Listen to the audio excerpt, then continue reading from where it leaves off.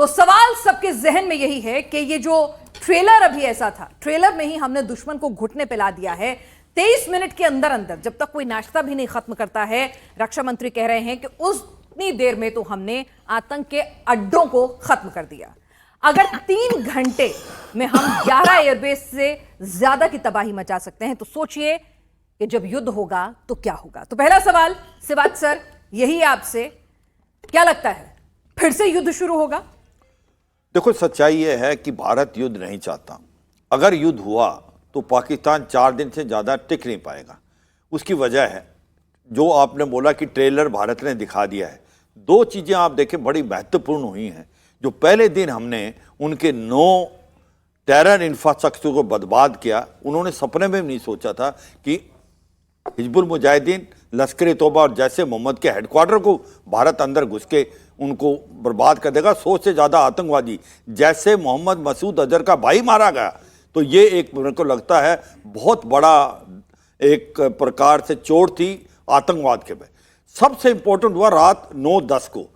उस दिन आपने क्या किया कि 11 जो फ्रंट लाइन इनके एयरफील्ड हैं, जो कि कोई ने आज तक नहीं किया सेकेंड वर्ल्ड वॉर के बाद इतना बड़ा हमला। 11 फ्रंट लाइन, जिसमें स्कार्दू भी था, सरगोदा भी था, नूर खान भी था, उसके बाद जकोबाबाद भी था, और एक प्रकार से आपने उनकी रीढ़ की हड्डी तोड़ दी। 20% इंफ्रास्ट्रक्चर बर्बाद कर दिया, उनका जो आपका रडार बर्बाद, और एक प्रकार आप ये कहेंगे भोलारी में उसका एवेक्स था, उसको भी बर्बाद कर दिया। तो मुझे लगता है कि उसके बाद उनकी हिम्मत नहीं रही। अब बात आती है कि जब हम कह रहे हैं कि ये तो एक ट्रेलर था, पिक्चर बाकी है, मतलब ये है अगर पाकिस्तान अभी भी नहीं सुधरा तो फिर हम बहुत बड़ा कुछ करने वाले हैं, क्योंकि पाकिस्तान की काबिलियत तो क्षमता नहीं है कि वो 4 दिन से ज्यादा युद्ध कर पाए। उसकी वजह है उसके पास, क्योंकि आर्टी अम्यूनिशन नहीं है 4 दिन से ज्यादा, उसके पास फ्यूल नहीं है टैंकों के लिए 100 किलोमीटर से दूर जाने के लिए।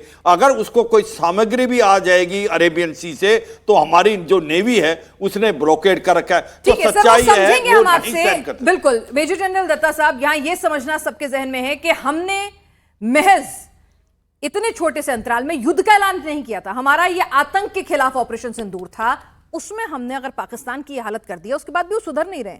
आपने भी सुना होगा किस तरह से वो कह रहे हैं कि हमने ये तबाह कर दिया, हम बदला लेंगे, हम ये करेंगे। वो तो जीत का जश्न मना रहे हैं। वो जीत कैसी है वो पूरी दुनिया झूठ बता रही है। तो क्या पाकिस्तान फिर से चाह रहा है, फिर से इंस्टिगेट कर रहा है कि बस ये सीजफायर खत्म हो, हम फिर से युद्ध करें? थैंक यू पनाज। जय हिंद, भारत माता की जय।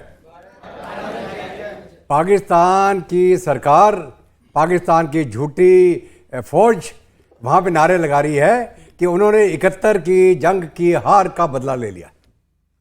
इससे बड़ा बेशर्म मुल्क कोई और हो सकता है? 71 की जंग में क्या हुआ था आपको मालूम है किसी बच्चों को? 93,500 प्रिजनर ऑफ वॉर उनकी पेंटें उतार के हमारे कब्जे में थे। ठीक है, तो क्या बदला लेंगे वो? ओके, अभी जहां तक भारत का सवाल है, भारत इनको लगातार बोलता रहा आप ये दहशतगर्दी बंद कर दीजिए, दहशतगर्दी आप करेंगे तो हम आपसे कोई बातचीत नहीं करेंगे। और हमने पाकिस्तान को एक दूध के अंदर गिरी हुई मक्खी तरह निकाल के बाहर फेंक दिया। हमने उनसे बात करना बंद कर दिया, हमने देखना बंद कर दिया। जहां तक हमारा सवाल है, पाकिस्तान हमारे लिए एग्जिस्ट ही नहीं करता है। ऐसे हालात में पाकिस्तान छटपटा रहा था कि किस प्रकार मैं कोई ऐसा काम करूं कि भारत दोबारा मेरी तरफ तवज्जो दे। और उसने चीन के साथ मिलके और तुर्की के साथ मिलके, ये बिहाइंड द सीन वाली बातें हैं जो आस्ते आस्ते निकल के बाहर आ रही हैं। उन्होंने बोला कि कुछ ऐसा करते हैं कि भारत को उकसाया जाए ताकि कोई ना कोई हरकत कर दे। और उन्होंने पहलगाम में अपनी कायरता दिखाई।